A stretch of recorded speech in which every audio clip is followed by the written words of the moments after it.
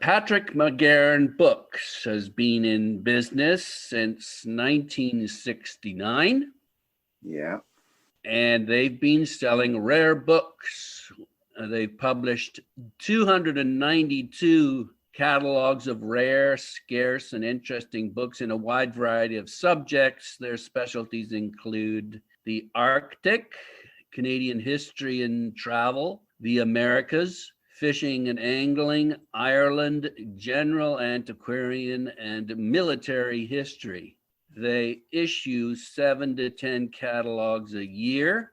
And I am here with Patrick McGahern, who is celebrating 50 or 51 years in business. I'll be 51 in December the 12th.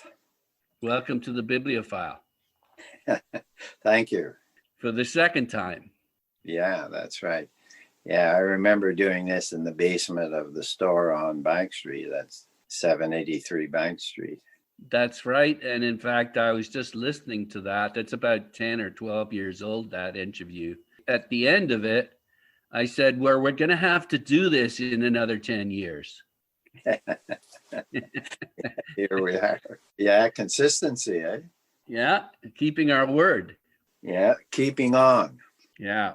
Okay. So I recently read through the Oxford Companion to Canadian Literature, and I identified a bunch of books that were interesting for one reason or another. And I looked some of them up, and in almost every case, you had a copy. Really? Yeah. Yeah. So my admiration for you has only grown since we last met. Yeah, thanks. How do you go about, first of all, deciding what books to carry? Do you go through these reference guides? Yeah. Well, yeah, I use those books all the time. In fact, if you can see behind me here, this room is all bibliography, books on books. And this is the catalog. I have another room with at least, most booksellers do, but I use this stuff all the time. Some of it has shifted now to the internet, of course. There are a lot of bibliographies and online. So WorldCat and Hub. I used to have like a whole bay of just auction records, and it would take you anywhere from 5-10 minutes to half a day to track down a book in there. There's two responses to doing that. One is that you find the book. It is kind of rare. You don't find many listings, and that tells you that, a bit about the book.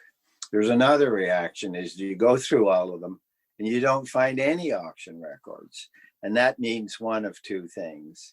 Either the book is so rare it never comes to auction, or it's so common nobody bothered putting it at auctions. So there's your new dilemma. So it's funny because sometimes you're, as the chase goes on, you begin to hope that you don't find it, right? Because not finding it means that it's really rare, especially if you know that it is intrinsically going to be a good book. Nowadays, of course, with Hub and some of those things, it takes maybe 10 seconds from start to finish to look up every auction record back to 1900. So the other thing about all that stuff too is that having done it for many years, you become very sensitive to where it was auctioned, who the auctioneer was, who the buyer was. The same with when you go on ABE, it's not even the prices so much, because most of those are stolen prices, It's like Yeats's Lost Child. It's not that bookseller's price. 98% of those guys are looking at what everybody else is doing and they do it, right? So You're not really learning. A book is worth what you can sell it for, not what you can put on it. You can put anything you want on it. And lots of people do, right? It's like a flight into fantasy. So what's important is, what can you sell it for? So when I'm looking at those records, I'm seeing, is that David Mason? Is that Lake? Is that Naughton's in Scotland? Is that Meigs? Who is this? That tells me more about the book. And, and you're basically just filling in many cases, what your instinct tells you in the first place, kind of thing. Yeah, one of the things that's annoying is that, well, as you say, it's supply and demand, but you look through a reference guide like the Oxford Companion to Canadian Literature, you find that there's a book in there that's really important for a variety of different reasons. You look it up on the internet and you find a variety of different prices that are maybe not that, and yet it's a really important book. So how does that work? Yeah. In the 70s, the 80s, the 90s, there was I think 1 in 5 or 6 catalogs was Canadian literature. But that whole market was pretty much driven by institutional buying. Places like Ottawa U, where the librarian said to me, we're teaching courses on Canadian literature. We don't have any. They were very thin. So I remember once I think they bought about a third of a whole catalog one time on that basis. Also, in those days, Canadian literature was being taught in universities across the country. Mm-hmm. And that made for the interest that you're just suggesting there. Like when people got to know it, they, some of those kids would turn up in the store and they'd be looking for things. And well, that's all changed. I don't know anybody that's teaching. I know my daughter went to Sackville. So did mine. Yeah. There was a guy who was an Ottawa man, actually. He set up a whole collection of Canadiana there. Well, when Deirdre was going there, the place was closed. There were no Canadian history or literature courses being taught. Carleton had, an army of people, Sandra Campbell and on. And that's not being taught anymore. And actually, the other hack and hue and cry would be very little is taught in high school as well. I mean, what's taught is more social history than, how they dressed in 1920. And so those things do have an effect for sure. They drive the prices. If they're being taught, there are more people that are interested in the books. Absolutely. And it's not a case of, is there a market or isn't there? Well, of course, this is true of a lot of subjects, not just Canadian literature. I mean, there's a lot of subjects that at one time were as good as gold. I was recently looking at, I think it was catalog number 8. I pulled out my archives here. And the books, there was even $3, $5, $7.50, $12.50, $25, and the odd book at $50. But the interesting thing is, there must have been 40 orders there. The folder with the filled orders in it, I think there was 40 or 45 orders in there. I couldn't get over that. I mean, now, on a catalog, you get like 10, 12, maybe 20 would be the max. Also in those days, a lot of institutions bought books. Now you can count them on one hand, So those are kind of sea changes, really. So 40 orders out of how many books that were posted in the catalog or mailed out? Well, the books were of lower retail value. And, that's also a reflection of the cost of living and those sorts of things. I can tell you a story about that in a minute. Nowadays, you're trying always to catalog rare books. In those days, you just catalog books, period, that you thought would be interesting or there would be some demand for. And most of the catalogs would be 150, 200 books. In fact, we do now, anywhere from 60 to 80 books. Well, in the old days, some of the old guys would get upset if you call that a catalog. That was a misnomer. That was a list. And then you see, like Quaritch and Meigs with no computers, they did catalogs with 800 or 1,500 books in them. I once did a 3-part catalog on the Arctic. It was one of the first catalogs that was solely on the Arctic. There were a couple of British dealers that had done catalogs prior, where all the books were about the Arctic. And that was in 3 parts, and it was 1,200 books. Man, that had real impact in its day. Like, there were people in Norway, there were people in New York. I mean, everybody was talking about this kid in Ottawa. In fact, one guy from Denmark, a dealer, Vinderskov, he saw the catalog on somebody's desk in New York in another bookstore. And he went, got on a plane and flew to Ottawa because he figured that if one guy had that many books, then the mother lode was behind there. He was wrong about that, but it certainly had an impact in its day. So, how did you get those books on the Arctic? Was it just that you lucked into someone who had a library in the region and you bought it? No, there was a guy in Vancouver, Ned Bowes was his name. He was a bookseller. He decided he was getting out of the thing, and he offered it to me as a collection. My colleagues were advising me not to do it, but I did it anyway. The good thing about advice is that you should always listen to it, but don't necessarily take it, you know. Yeah. I just figured 1,300 books on one subject has got to be good. It just has to have an impact. Indeed, there were some problematic books in there, but now that reminds me of another story. No, that book about the relative things. I always remember a guy, he was an admiral. He was in my store on Bank Street about 1995. He was looking at Canadian scenery, and he asked me, why was it so much? It was $1,200 at the time.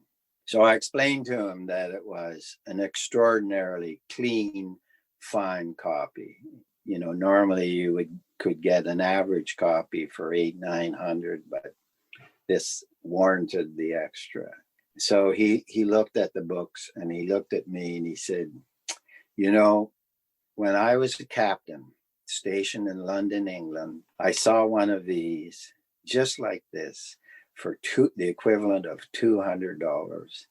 And he said, as a captain on my salary, I couldn't afford it. Damn. It bugged me. And he said, he kind of laughed, chuckled, and he says, you know what? Now I can. And he bought it. So it's all right, you know, it's all, he's right. I mean, you know, 1960. So obviously condition was the key to the pricing there. Yeah. Well, actually you can still get a set of that, like a really, really top-notch one. Of course, they're hard to get. I would say, you know, $1,200 to $1,500 these days. In the original cloth, it's usually red, and it's lavishly gilt decorated with, you know, natives in costume and beautifully decorated binding. You know, it was immensely successful book in its day, really. What was it called? Canadian Scenery? That's it. Yeah. Published by who? Virtue. Joyce Banks, who was the rare book librarian, spent a lot of time on the bibliography on that book. The steel engravings were, you know, they're very durable, and they had a high contrast. So they're very sharp, and they were continuing to use those plates up until 1880 something, 1882. They were still printing from those plates and illustrating books with them. When was it first published? 1842, and the whole trick to identify the first, Virtue was the publisher, and they were opening in New York about the same time. So there's a little trick there, the way, I think it's Virtue and Company, London, and then just Virtue and Company without London on it indicates New York. It's something like that. That's not exact.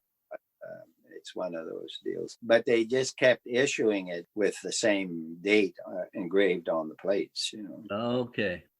So you would go through, for example, the Oxford Companion to Canadian Literature, You'd also go through Waters, right? The great Yeah. bibliography. Yeah, I've worn out a copy of that book already. So how would it work? You would go through that and you would identify books that are important. And then what would you do? How would you get them? I wouldn't be going through those to identify whether they're important or not. I think I would feel that I knew that in the first place. Like something, I would get the books. You know, Bernard Amtmann said to me when I was starting, and one of the great lessons, he asked me if I had a set of Hunter's Ottawa scenery. And I said to him, well, no, that book is not very saleable in Ottawa. And he said, well, do you have one? And I said, no. And he said, no. First you get it, then you sell it. Well, like I have a Canadian literature here section like you're talking about, but I haven't produced a catalog because I don't have the feeling that there's an audience out there beyond myself. I'm interested, Patrick. Yeah. You know, that's another thing I've often said to new booksellers is, or even sometimes when I'm buying, one or two good books are almost hopeless. What you need is 200 good books on the same subject. So what, then you can put together a catalog. Then you can do a catalog, and catalogs have impact. You're delivering, you know, the whole vehicle in a sense. You're providing choice, comparison points. People think, oh, that's too expensive. Gee, I like that book, but I'll think about it. You know, that's the kind of process that people go through. I assume they do. I know that's what I do when I'm reading somebody else's catalog. And then you get down to that stage, well, I think that I'm probably paying too much here, but I think I'm going to buy that anyway. Kind of how it works. But. So back in the day, you say institutions bought from you and bona fide collectors bought from you and people coming in off the street bought from you. What was the breakdown back when you started, and what's it like now? Well, then there was a second-hand trade because, for instance, if you went to Prospero Books at Billingsbridge in 1975 looking for A.C. Benson or somebody obscure like that. Very funny. Yeah. They would say, no, try the second-hand bookstores, go down Bank Street. So I had, you know, up the stairs and along the balcony, that was all literature there, almost to the back, alphabetic. And like every day people would, because you couldn't get those. Well, now that's all massively reprinted. I mean, you know, you can, and not only that, you couldn't make a living at it because I bought books at Billingsbridge, new books, you know, Josephine Tay and a few things like that, $6, you know, like, and not bad. I mean, nice enough covers, paper's a bit pulpy, but quite readable, you know, like who could make a living selling that? I mean, you'd have to sell huge volumes. Of course, you know, Amazon and those people do sell huge volumes. So that's how they get by. But, you know, a guy on Bank Street is, so essentially, really, there's hardly any secondhand market anymore. It's more specialty books, more rare books. So. Right. So you're saying for bricks and mortar stores, the secondhand market's pretty well shriveled up because you can get so much cheap stuff online. Is that what you're saying? I'd say so, yeah. Like you've been in our store on Dalhousie. We haven't been open since the start of COVID, but I have to tell you, we really haven't noticed much of a difference. I mean, lots of people come in there. On Murray. On Murray, yeah. And you know, they all have positive things to say about how much but they don't buy anything. So, I mean, it stops being flattering after one or two visits. You're not a public gallery. Well, so anyway, the point is our business really is the catalogs. It's the rare book business. It's quoting. It's, well, book fairs would be a part of it, and not somebody casually walking in and just buying a book. Usually when that happens, it's somebody we know, or it's somebody, one day I was in there and a fellow from North Bay came in. He said he was interested in Canadian military history. And I could tell just the way he said that he already had a good collection of books. You know, I've heard these questions all my life. So sometimes I answer before the guy gets the question out, if you know what I mean. You kind of not good. Anyway, and he did. I didn't, you know, I said it's right there. And he did what bibliophiles do. He's not interested in me or where the bathroom is or where to get a coffee or how nice everything is. He went right to the books and he went to work. And about 20 minutes later, he said to his wife who came to the door, "I'll just be another few minutes," which took 15. And he came up with 4 books, bought them, you know, off he went. I've often noticed that those people that come in and go, like I used to have a lady from Hudson, Quebec, and she came 3 times a year, and she could do the whole store, upstairs, downstairs, in 30 minutes. And she would buy anywhere, never more than $25 on a book. And she would buy 8 to 10 books. And when you were piling them up, you'd say, geez, that's a good book. You know, like every book was well chosen. And she probably read that. I mean, there are lots of people like that. You know, that lady had to read a book a day or every 2 days kind of thing. When you said that's a good book, what did you mean? Oh, just, you know, it's like it's a good book on the subject. So she had subject interests, literature, read a lot of literature. She had a collection of books on Spain. She had, you know, several interests that she was pursuing. But then she would also buy books outside of that. What else then has changed? You're saying that the footfall traffic is way down now. What else has changed? Well, the whole internet, ABE books, Amazon, that whole marketing thing has changed a lot. I didn't mention internet business. We do. Actually, it's gone up during COVID. More people buying orders from all corners of the globe. So pretty much that's the big change, I would say. Not much bricks and mortar and much more internet shipping. We do a lot of shipping. Do you know that the book by Bithell? I think it's The Diary of a Bookseller. He's in on the border of England and Scotland. Do you know that book? Yeah. That's a great book in that, like the day-to-day workings of a big general. I'd love to go there and have a look at his books. But I know I have a sense of what that store would be like. But that to me is a good modern book on, you know, how the book trade works now as opposed to 50 years ago. You know, when we were talking about people who come into the store and don't buy, you know, Marius, he worked for Peter Ellis recently, and he worked for Rota before. Isn't that awful? Anyway, he's been in the book trade for as long as I have. He's a poet. And anyway, he told, we were talking recently, and he said that subject came up. And he said, you know, about 20 years ago, when somebody said to me as they went to the door how much they loved books, he said, I really regret doing this, but I began keeping track of how many of them ever bought a book. Yeah. 0.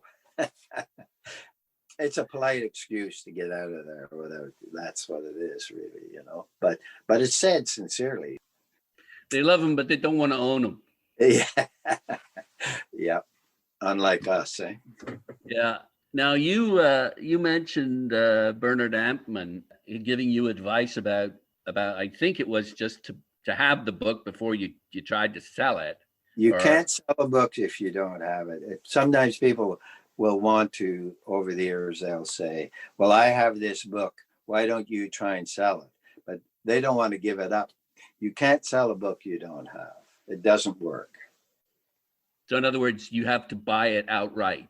Is that it? You have to have it. I have to have the book when you're looking at it, right? I can't say, oh, I'll run over to Nigel's place and get that and bring it. But that's right away as a turn off. Without So in fail. other words, they have to be able to put it in their hands. Is that what you're saying? You have to show it. Yeah. I say I don't sell books. I make them available. You know, I present them, and then the decision to buy is yours. So I believe this, that like part of buying a book is seeing the book. You know, we're finding that pictures in the catalog and on the internet are really very important. They sometimes lie terribly, of course, but anyway. So in 50 years in business, what's the most important thing you've learned then? I don't know. I guess the one thing is when I'm looking at books, I always try hard to buy them. And in these years, I've ended up with a lot more books than anybody should have. You know, there's times when the volume coming in with more than you could, but I don't think I'm not sure about the answer on that. I'll think of a good one later, but. No, that's fine. And no pressure. Although I didn't understand what you just said. Well, I've accumulated, you know, when we left Bank Street, we had about 40,000 books. And the big thing is that I was always picking the books. I never bought just for the sake of quantity or I'll take all those. I've never wanted to do that. I go through and select them. So that this residue that I accrued over the years are all fairly well selected. That's the point. And now in the last 10, 15 years, as the supply of really good stuff diminishes, I suspect there's a lot of people like that where, you know, I can go to the warehouse or Liam's basement and pull out a box. Mrs. Pike, do you remember Mrs. Pike? Or Mel, it should be before your time. She had Ye Old Bookstore. She was on Bronson, and then and she was a great character. She was an English lady. And she told me when she was buying books, if there was one box that looked good, she would put it in the back and near the back door and cover it with this cloth.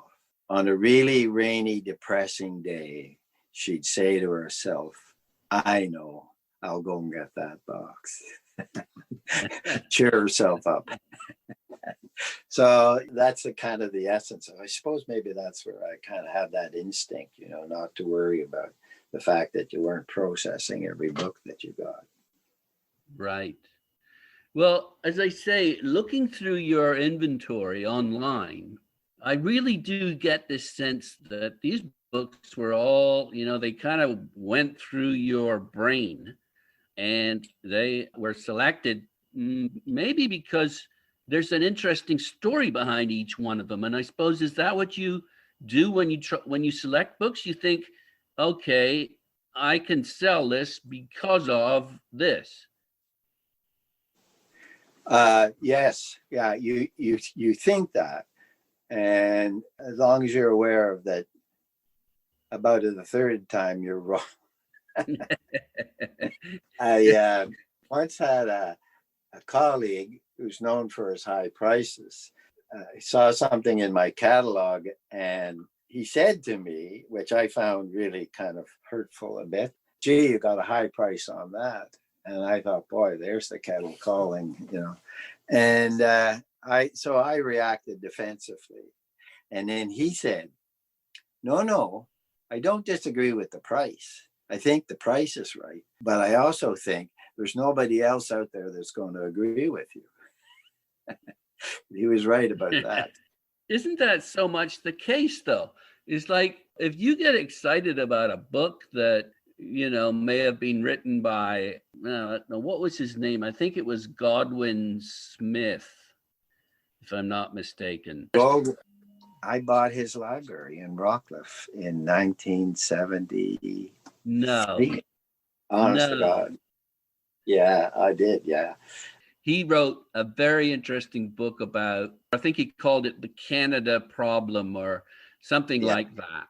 And it Yeah. was basically, it was Canada will not continue to exist because there's a pull to joining the United States and we're just strung across the top. Yeah. It's controversial. And that's always been a concern to Canadians right up to modern times. Seems Yeah. to me that that is a really important book. But I got it from you for maybe $20. Yeah. Yeah. So what's Yeah. that all about?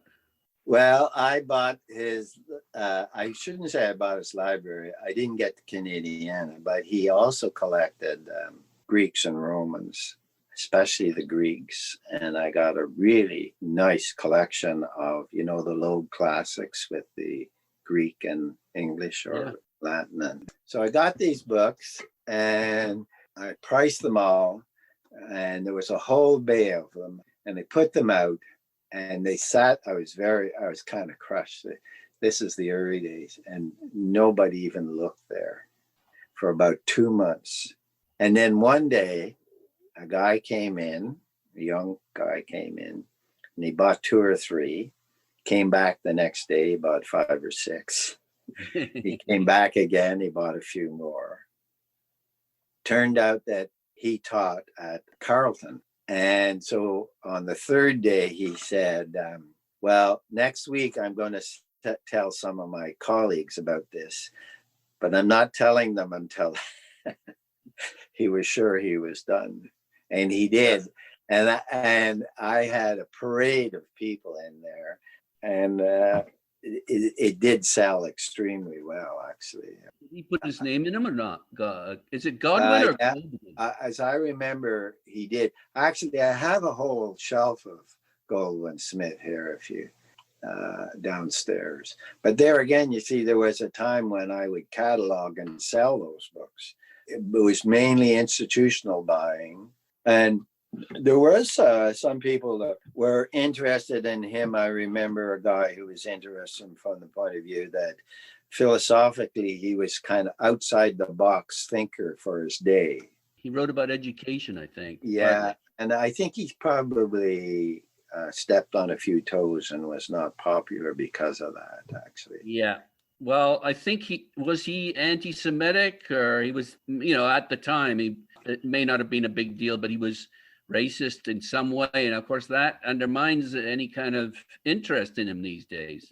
Yeah, that's right. Yeah, that's true. I didn't know him or I just remember getting the call, going there. I don't know if I was referred or not, and very pleased to buy the books. And they were very pleased to help me get them out of there, Yeah, So sure. I remember once being in a house in New Edinburgh, and it was one of those cases of a weak house in a strong area. And the books were okay. And there was a few pretty good books and a couple of really great books, but they were in a very awkward. So I offered on the really good ones, and it was a real estate company handling the affair. And I think it was like $1,200 I suggested. And the guy said, no, we want to sell them all. And I said, I can't use them all. He said, well, how about this?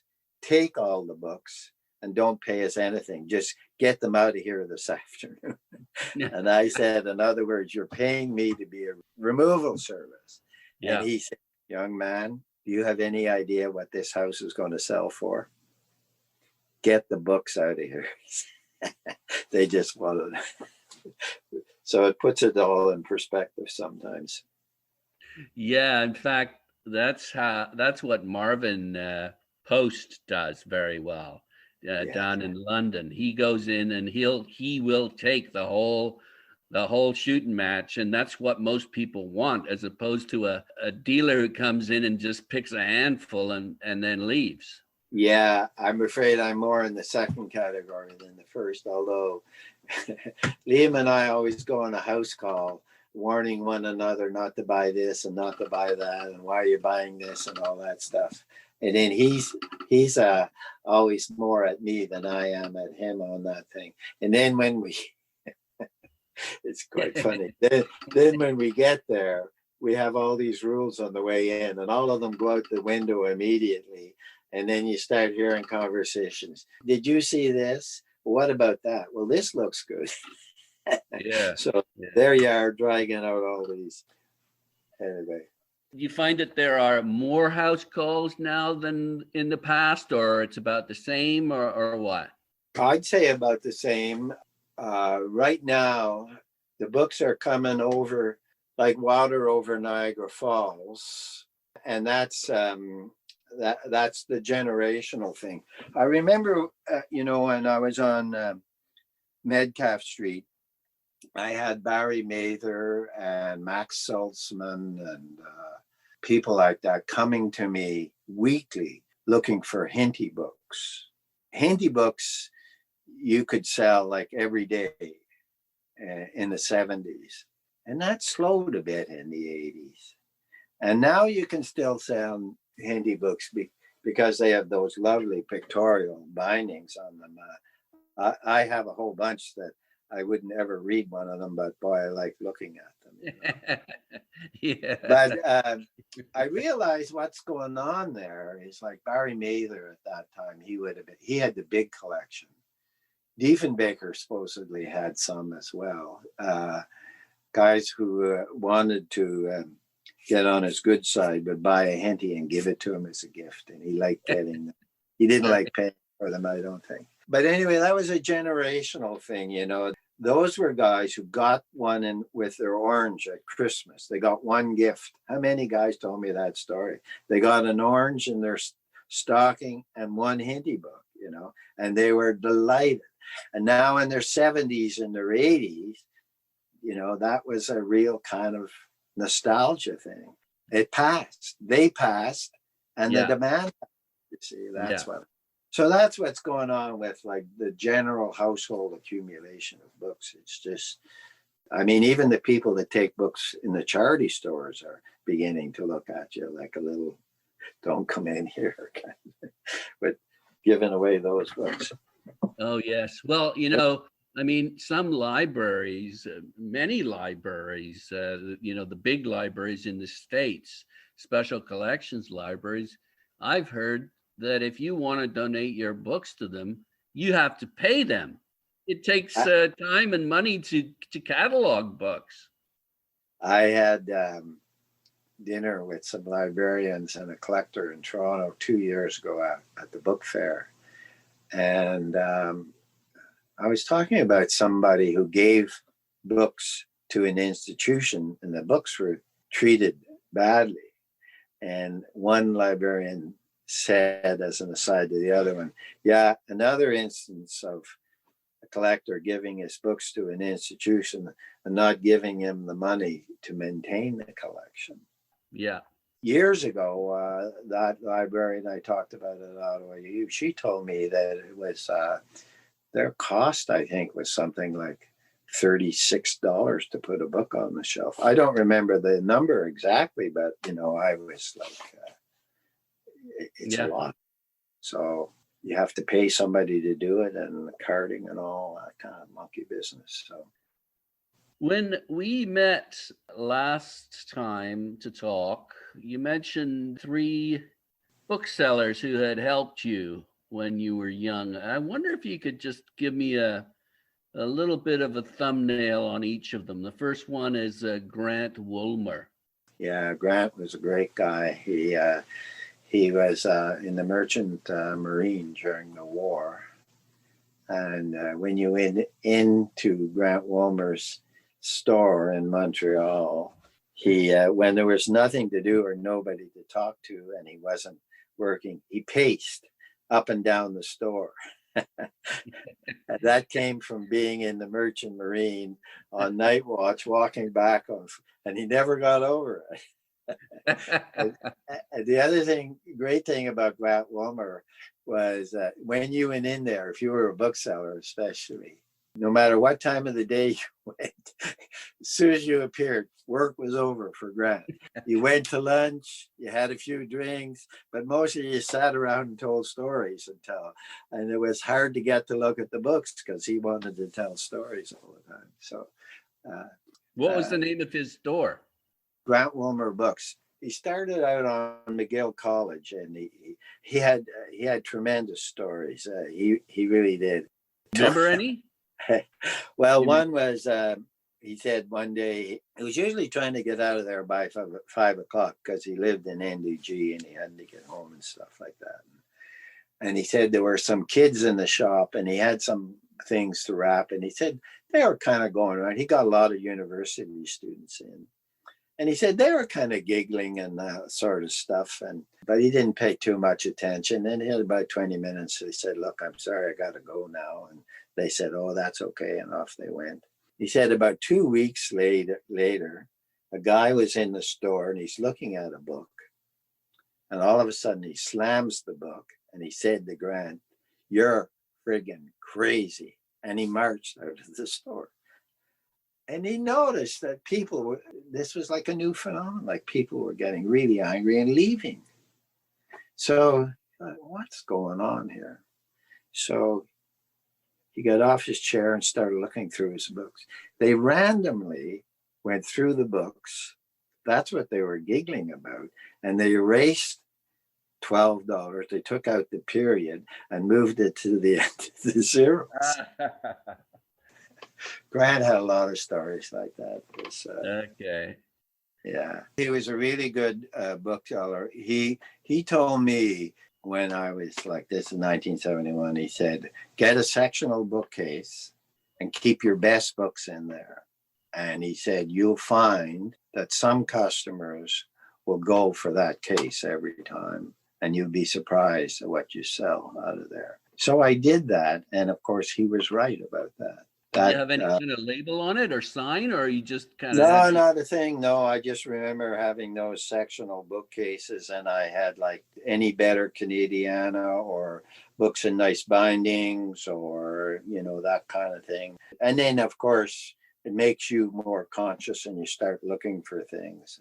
The other story I have about Grant, I can think, it's when you press the button, you see it starts to happen. Grant used to...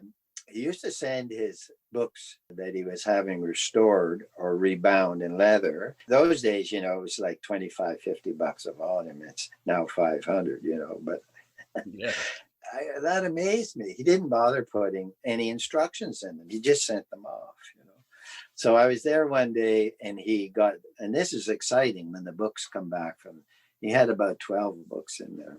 And, 9 of them were really good.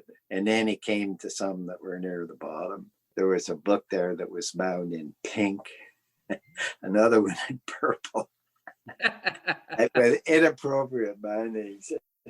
I thought it was really kind of funny if they weren't your books. Like these were good books that were made really ugly.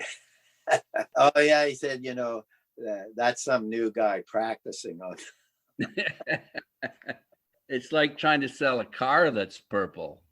Yeah, that's right. Yeah. So, and it's mostly fairly conservative and people like nice bindings, but they don't like gaudy bindings.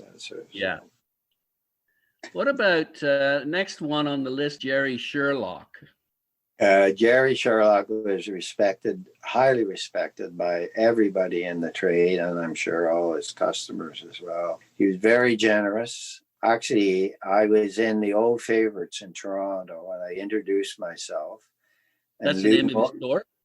Yeah, it was the Old Favorites. It was on Wellington Street and then on the next one up. And his son-in-law continued up until... I think around 2000, and then he moved up north, changed the name around Aurora or somewhere. But Old Favorites was the big secondhand bookstore in downtown Toronto for years. And the original guy was Lou Morris. So I told him I was a bookseller and yada, yada. And he said, well, I could tell you a lot of things, but he said, the best thing I can tell you, do you type? And I said, no. He said, no, type. take a course, he said. And then it was practical, but man, he was right about that. Like, you know, in those days, the typewriter keys were, that was a constant in any store, you know, cataloging. But anyway, Jerry Sherlock came in to do some deal with Lou Morse. And he said to me, now here's the man you should really meet. He knows more about books. And so Jerry invited me to come out to the house. I did the next day. And he went through his cupboards and he pulled out back catalogs. And it was like a course in bookselling. And we sat around his kitchen table, and he was just really generous that way.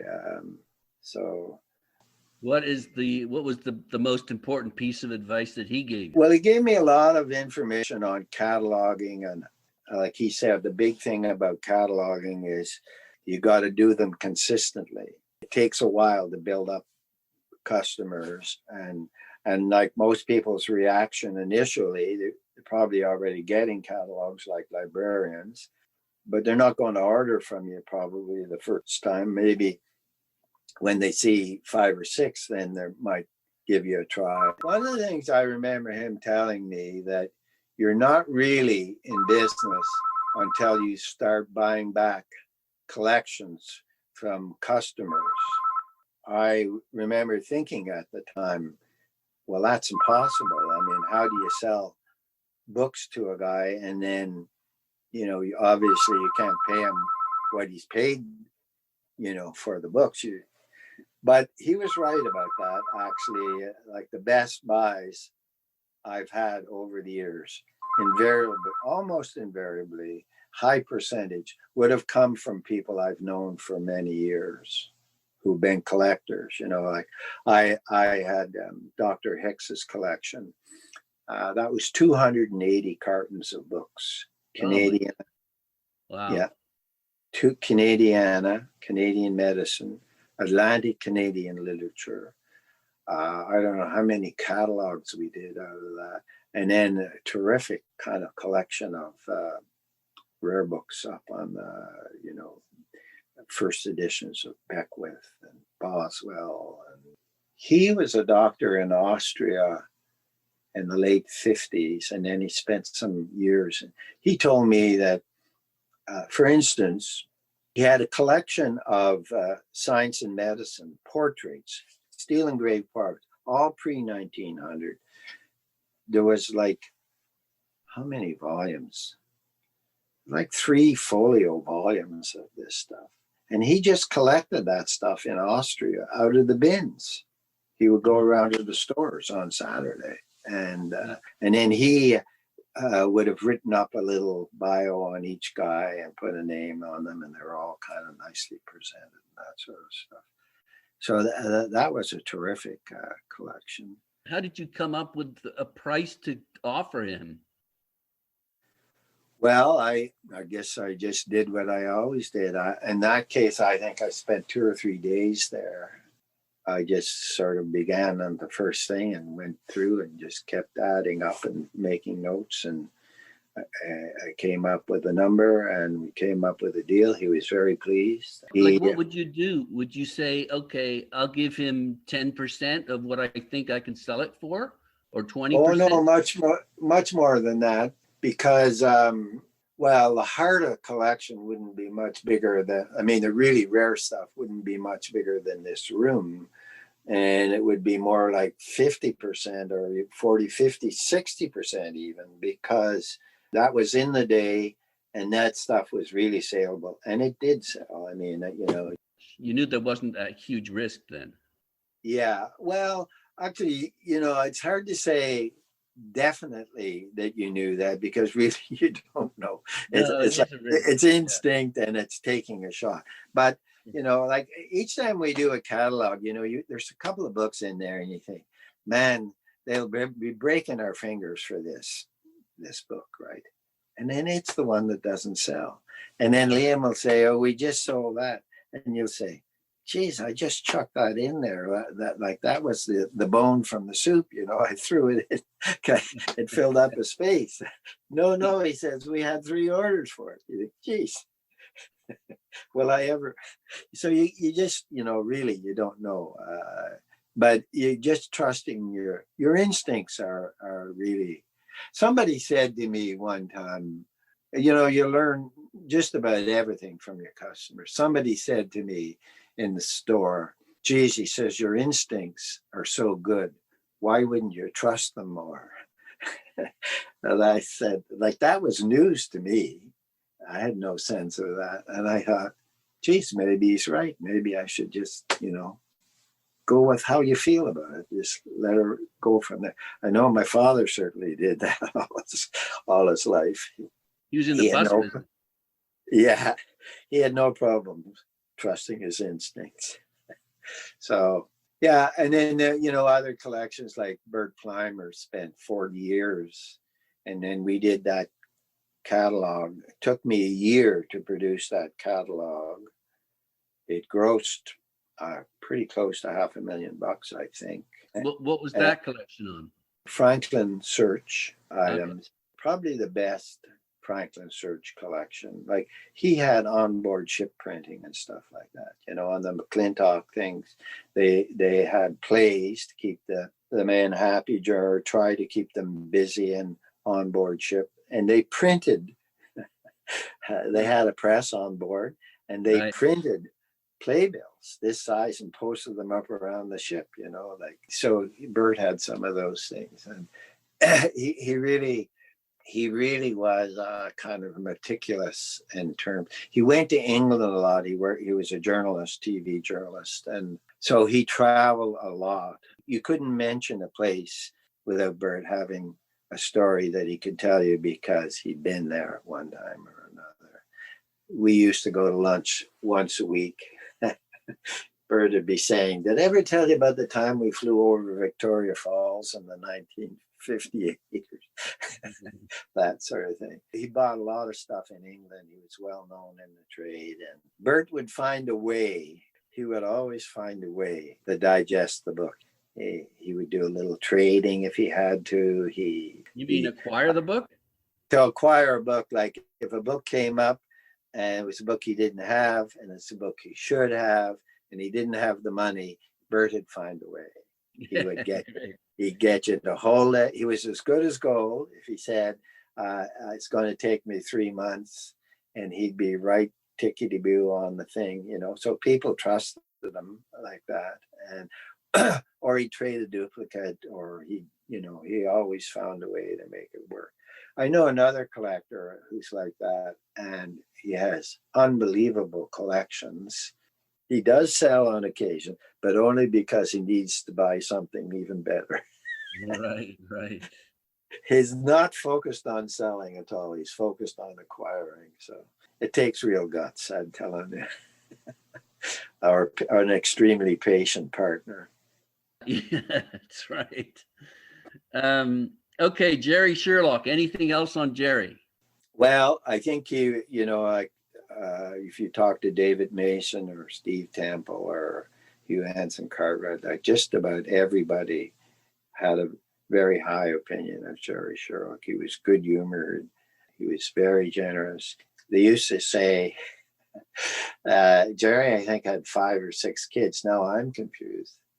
And they used to say, if you ask him about Lyell's geological travels in Canada's in 1848, Jerry could say, yeah, published in London by Cadell, 1838, 2 volumes, should have 6 plates. Sometimes it has 7. If you ask him how many kids he'd have, he'd sit there. He had his priorities, eh? He had his priorities. Oh, there was some great car. I remember Stanley Crowe, John Coles and I went in there one time in the 80s. And Stanley Crowe was up near the British Museum, and everybody in the world knew Stanley Crowe. They did catalogs. And so you went in this place and you went down those iron stairs that you see, the circular ones. And to me, there was dirt on the floor. I don't know. And so there was this little wee thing, and there's Stanley Crowe right near the door. And he had one of those big blue serge coats on, that were popular in the day. And It was worn at the collar, and worn here were buttoned, and the edges were worn. You know the serial picture of the antiquarian bookseller, you know? Yes. What little worn at the edges, which is a term you use. Well, Stanley Crowe was little worn. He was the nicest man in the whole world, honest to God. And for 20 minutes, he explained why he was too busy to let us look around. But the next time we came, just let him know beforehand we could even have lunch, you know. But he would not let us in. That was it, you know. And then, of course, there was all that problem of shipping books to America. And if you let us in, we'd probably buy a whole bunch of books, and he's too busy to ship. And as we left, John Cole said to me, yeah, you got to try. He says, that happens 1 out of 2 times. Okay. Other times he lets you in. I remember a guy in England, Marty Alvinus used to talk about him. And if you went there late in the year, he'd have you sit on the bench out if you were a bookseller, and he'd talk to you for an hour, but he wouldn't let you look at his books because he only sold a certain volume, and then he shut the door. He locked her up, and he wouldn't let anybody in. Because he didn't want to pay any more. He hated government, and he didn't want to pay any more taxes than he had to. A friend of mine got around that by persuading him to let him in and look at the books, but he could keep them till the new year. Yeah. So. Okay, you've mentioned Bernard Amtmann a few times. Maybe you could give me some words on him. Well, Bernard Amtmann, he founded Antiquarian Booksellers. He came to Canada after the war. He started in Ottawa, and he told me he went to Johnson's Furniture on Murray Street, you remember? Yeah. And he bought a sectional case, and he was asking the guy about the price. And the guy said to him, Mr. Johnson, no, he said, the case includes the books in it, and you have to take the books. So he bought the case and he brought them home, all Canadiana. And he thought, gee, this looks too good to just, you know, there were Harriets and all those kind of things. So he did a list and sent it out to a couple of libraries, and the books were like $2 and $4 and $5. And he sold most of them. And he said to himself, gee, this is easy. I'm going to get into book business. But his first smart move was he moved out of Ottawa to Montreal. He really was a kind of the dominant figure across the country. He didn't mind controversy, but he was really dedicated bookseller. I mean, he used to say Bernard's idea of relaxing was to sit on the balcony on Sunday in the sun in his bathing suit and read TPL or something like that. Read a bibliography page. Yes. He was quite generous. He had in the early days, he had a lot of stock. And I remember going there one time, and he had pamphlets that, well, this would go on too long to explain all that, but he had a huge pamphlet collection. He was before his time as far as being high on ephemera. And he was really like Canadiana in the larger sense of the word, you know. Yeah. And then he started Montreal Book Auctions, and then he partnered with Christie's, which that didn't go very well. And then Craig Fraser, actually I was involved in that, bought it and moved it to Toronto and became Canada Book Auctions. Bernard lived into his 70s and then kind of just died very suddenly and quickly, actually. His brother was Willie Amtmann, who was at Ottawa U and wrote one of the first histories of music in Canada before the big one that was done by, what's his name? I forget now. Right. Where do you think, just winding down here, where do you think the market right now for Canadian rare books and ephemera is? Is it, well, there, I'll leave that. It's individuals entirely. It's not institutions. Boy, I could really get into a lot of trouble by, well, there certainly are still a few, you know, like TPL and Queens. A librarian has to be working for somebody who values what he or she's doing if they're acquiring for a collection. And that's kind of muddled at the moment, like the National Library, I think, has spent more time on online books and that kind of thing. I offered a nice collection that I bought in the States to the National Library of Denmark. And the librarian actually was in Ottawa and he came to the store and I was kind of excited to go down. And he told me they didn't care. They didn't want them. They didn't want to have anything to do with it. And I said, well, what about your students? I mean, this is all stuff on the north, on Greenland, and, it's right up. I've been selling them stuff for 40 years, And he said, well, that's it. He said, the students don't care about this stuff. He said, if they want it, they look it up online. And so he said, right now, we might buy the odd rare book here or there, but we're not buying general books, period. I don't know. So on the other hand, I know of a couple of institutions. One of them is very keen on any early Canadian law that they don't have, even in an ephemeral sense.